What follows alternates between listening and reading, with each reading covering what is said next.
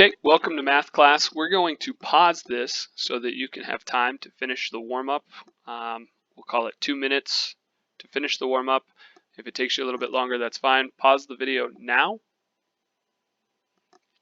Okay, so everybody hopefully solved the warm-up, at least to the best of their ability, recalling what we did yesterday. So we're looking at 4 over x plus 2 equals 8 plus 10.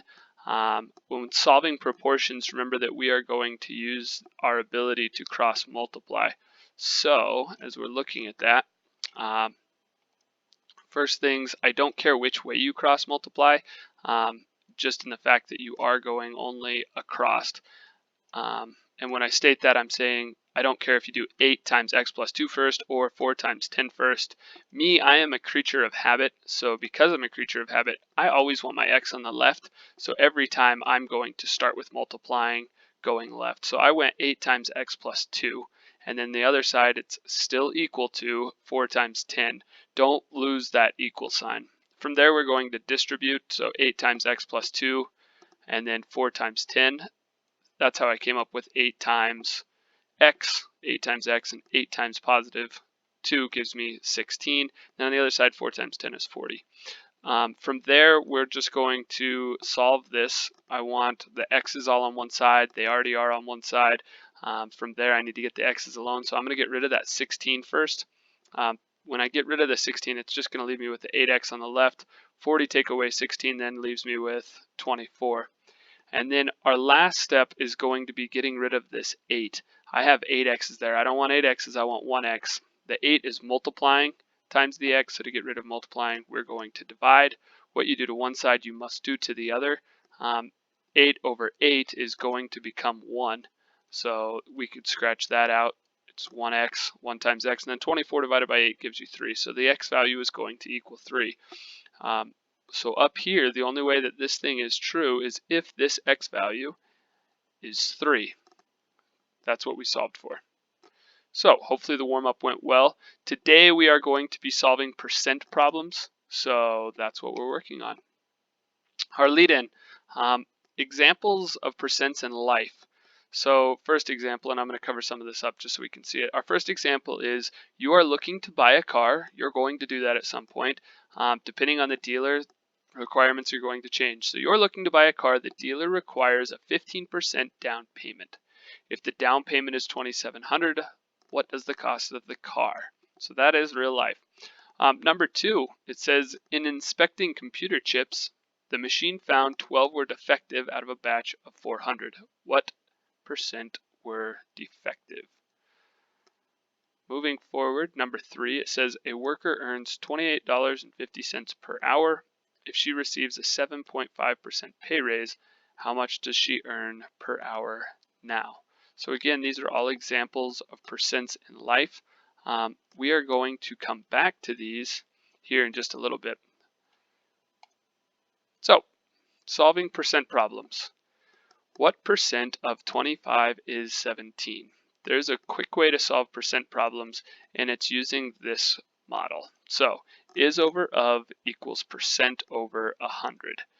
You have to figure the is, you have to figure out the of, you have to figure out the percent, and it goes over 100. We're just making it to where we can solve these quickly. So what percent of 25 is 17? So notice how it says of 25, and it says is 17. So 25 is going to be our of, and 17 is going to be our is. So of is 25, of goes in the bottom, of goes in the bottom.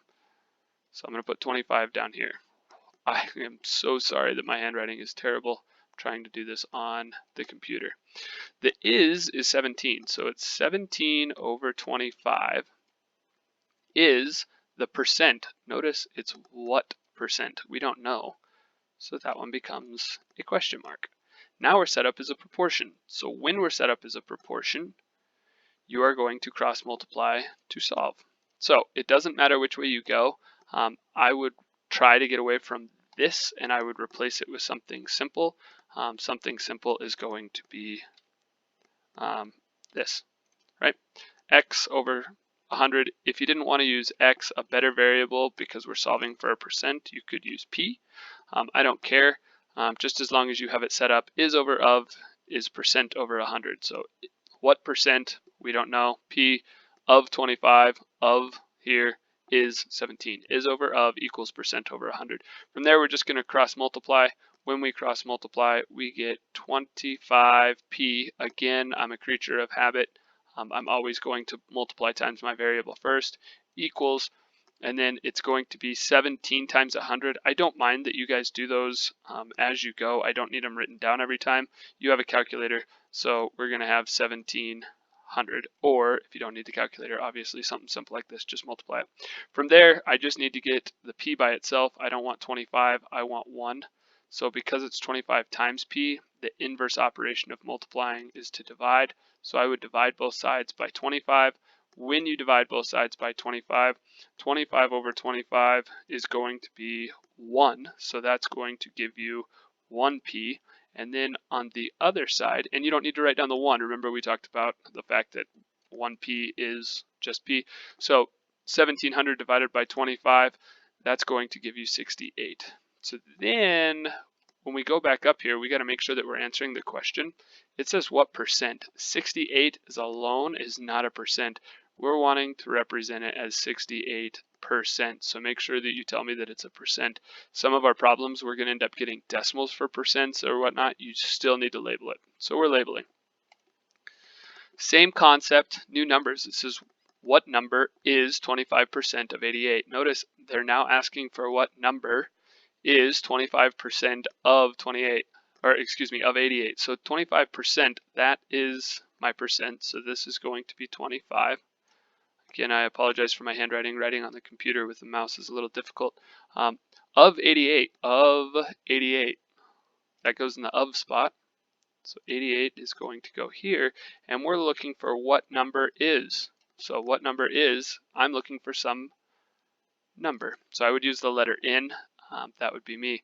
Again, as I go through these, I'm multiplying always times my variable first. That is not a requirement. It's just how I make the math easier in my head. If I have some way of doing something and it's always done the same, I make less mistakes. So 100 in is going to equal then 25 times 88. You guys are more than welcome to just use the calculator. If you want to write it down each time, you can. Again, you don't have to. I'm telling you that I know that you're going to be cross multiplying because it's a proportion. I can make that conclusion as long as this part is written down. If you have that part, then 100 times n is 100 in. 88 times 25 is this 2200. From there, you're just going to solve. Some students prefer to stake it down. That's what this is. You're dividing each side by 100 to get 1 in total. That's our goal there. 100 divided by 100, that leaves me with 1 in. And then that n is equal to 2200 divided by 100 is 22.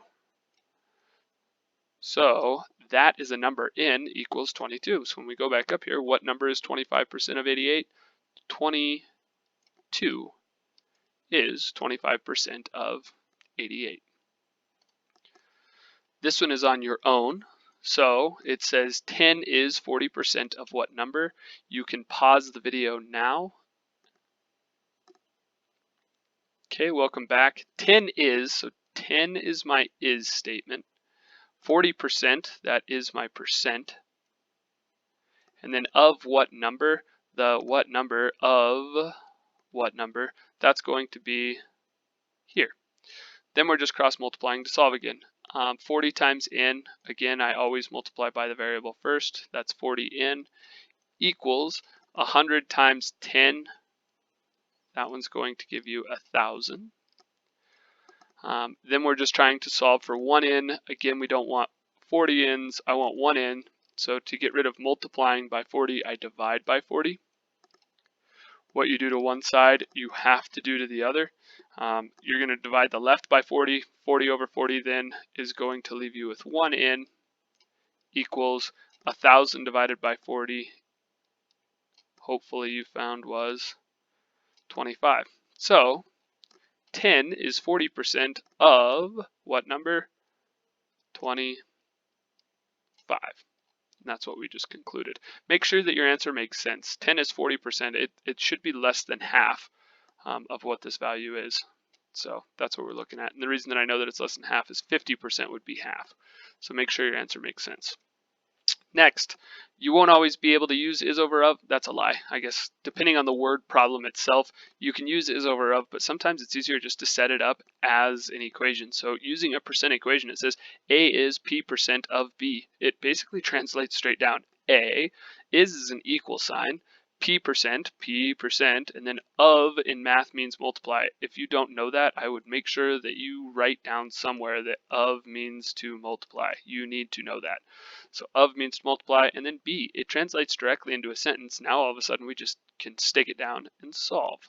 For example, what is 30% of 50? When I go through that problem, I literally just translate through. What? I don't know what could be, but it could be anything. X, what? Is translates directly into equals 30%. 30% is pretty direct. It's 30%. Of translates into times, and then we're back to 50. Okay, there is one thing you need to know. We do not multiply by percents. Your calculator's got a percent button, your phone will have a percent button. We do not calculate anything by percent, so you have to remember you need to change that value. 30% written as a decimal. You need to know how to convert percents to decimals and decimals to percents. There is a decimal right here, $30, 30.00. To get away from the percent sign, you move 2 places to the left. So that means my 30 is going to be 0.30 as a decimal. You're then multiplying that by the 50. So if I take that, that's going to give me the rest of my equation. X equals 0.30, because we multiply by a decimal, not by a percent. So you're taking your 0.3 times 50. That's going to give you 15. Oh, I'm going to change my color there. So X equals 15. So what is 30% of 50? 15 is 30% of 50. So again, this just translates directly through. The kicker is we're not going to use the percent to multiply by. You have to change that percent over to a decimal. So make sure you are changing it to a decimal. If you want a percent to go to a decimal, you move away from the away from the percent sign. If you had 0.30 and you wanted it to be representing a percent, you would move it towards the percent sign 2 places. My way of remembering that was that there are 2 dots in a percent sign. So you need to move it 2 places right or 2 places left. If you don't want a percent, you're moving away. If you want the percent, you're moving 2 places towards, and then adding in the percent sign. Hopefully that helped you out. So same concept. A is a percent of B. It's just going to be given as a phrase. 35 is, so if I directly translate this, 35 is an equal sign. What percent? I don't know what percent, so you could use a P. Of translates into multiply, 105. So stick it down and solve. Basically, I could rewrite this with proper conventions and saying that it's 35 equals 105 P. P times 105 is 105P. To solve that, I would divide both sides by 105. And then when you take 35 and divide by 105, you need to connect what is happening. Again, if I go back to the last slide, I circled this with the intention of telling you you cannot multiply by a percent in my class. I need you to change it to a decimal, which means this thing is getting multiplied. This percent is going to get kicked out as a decimal. So when you actually divide this, you get 0.33 repeating is equal to P. That's the decimal. To change it to a percent, you're going to have to move the decimal 2 places to the right. So 1, 2, and you get 33.3%. This extra 3 that showed up, because it's repeating, we want to make sure that we're adding in at least one of them. So that is my percent. So 35 is 33.3% of 105. So this is back to those examples that we were talking about in life. They're going to show up. You're going to have word problems. It states you are looking to buy a car, but the dealer requires 15% down. If the down payment is $2,700, what is the cost of the car? You have to think to yourself, what's going on? Now, some of these are going to be easy, some of them are going to be difficult. It's telling us that it is 15% down and the down payment is $2,700. So I know that those two are the same. When I come up with my statement, $2,700 is the same as 15%. It's of the cost. So $2,700 is 15% of what number? Now I can directly translate that back into math in stating 2,700. Again, I apologize for my writing. Is translates into equals 15%. I'm actually going to be lazy and convert it right off the bat. I'm not going to mess around with changing it from a percent after I write it down. I know that 15% is 0.15 in this. Of translates into multiply, and then what number, I'm not totally sure, so we put in this. Now I'm just solving. When I solve, I'm going to divide both sides by 0.15.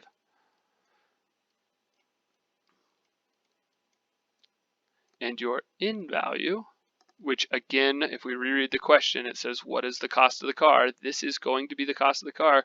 My in value is taking that 2,700 and dividing it by 0.15. Now, when you think about this answer, the cost of the car, should be more than this amount. This 15% is 2,700.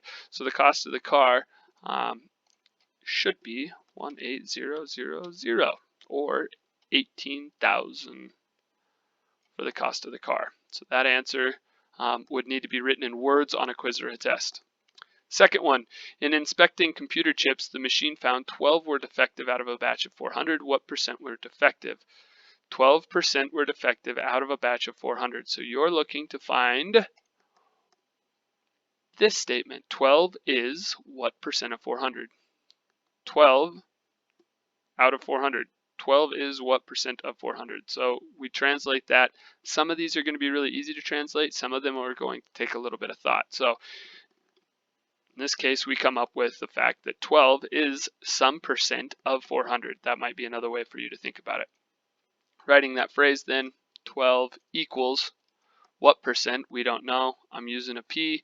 Of means times 400. If you would like, instead of writing it P times 400, because you can read first, you can then not write it as P times 400. You could actually rewrite it quickly using your brain as 400p.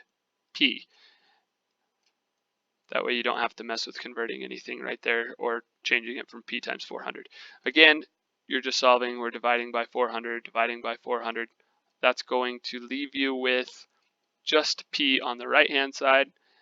On the left hand side, you're going to be given a decimal. Obviously 12 divided by 400 is not a nice value.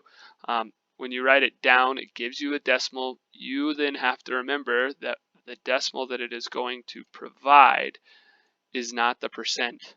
You have to remember we're multiplying here by a percent. Because I'm multiplying by a percent, you need to change it by moving the percent sign or moving the decimal 2 places to the right. That's going to give you 3%. So 3% of these are defective. Again, you could use the same thing as is over of. That's fine. You just need to make sure that you understand that is over of equals that percent over 100 will work. You just have to set it up. So we are going to skip this because I want you to have plenty of time for your homework. Your homework. You're doing percent problems. I left numbers with the teacher to take off of your Tuesday assignment, so we can take those problems off. Remember to check your answers online. Thank you and have a great night.